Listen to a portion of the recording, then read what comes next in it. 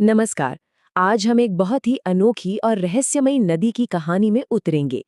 एक ऐसी नदी जो विरोधाभासों से भरी हुई है, जिसकी कहानी जितनी हैरान करने वाली है, उतनी ही जरूरी भी है। चलिए एक सवाल से इसकी शुरुआत करते हैं।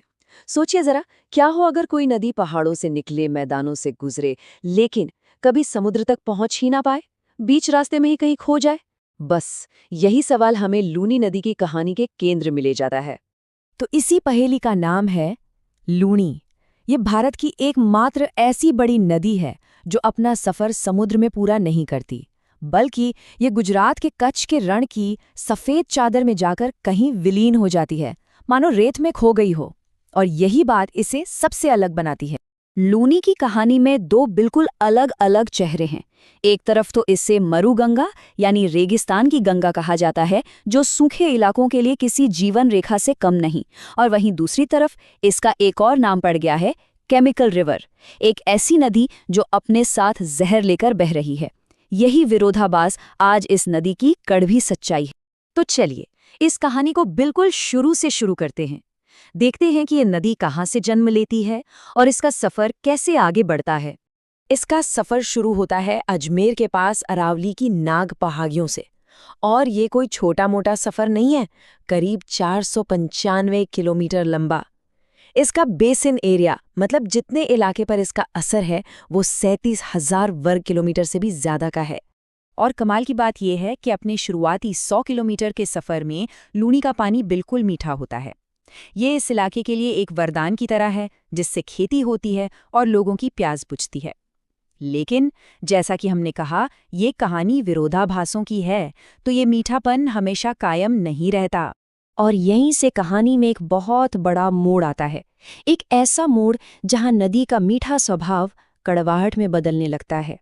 ये जगह है राजस्थान का बालोतरा। यहाँ आकर होता क्या है कि एक तो जमीन की बनावट ही ऐसी है कि पानी में खारापन अपने आप बढ़ने लगता है। ये तो हुई कुदरती बात। लेकिन असली और भयानक समस्या तब शुरू होती है जब इसमें इंसानी जहर घुलता है। यहीं से कपड़ा मिलों का जहरीला केमिकल वाला पानी नदी में मिलना शुरू हो जाता है। जरा इस आंकड़े को समझिए। हर रोज लगभग 10 करोड़ लीटर इतना अनुपचारित जहरीला पानी सीधा इस नदी में बहा दिया जाता है।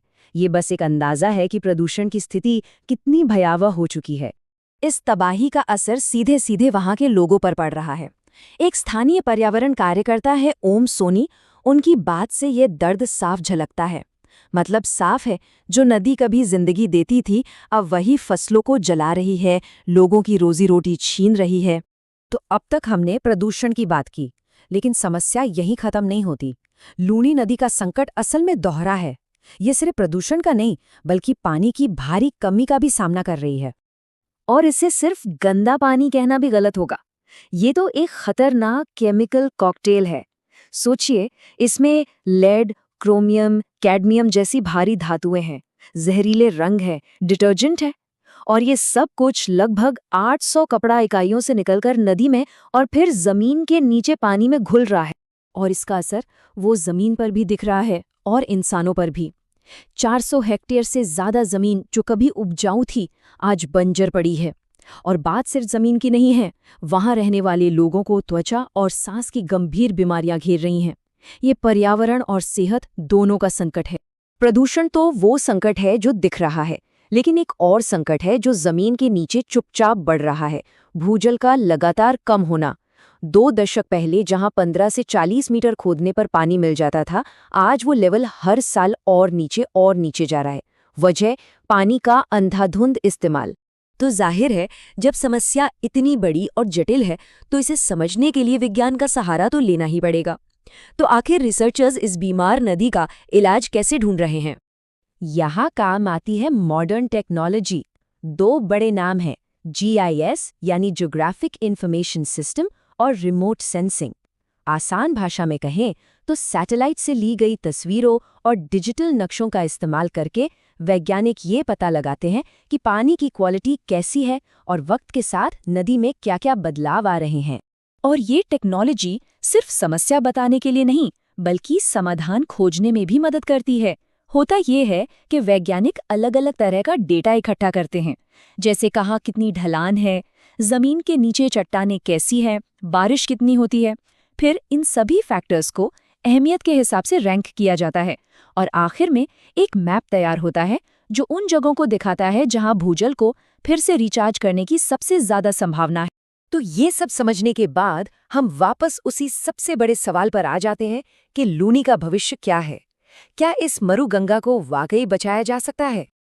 अच्छी बात यह है कि उम्मीद की किरण अब भी बाकी है।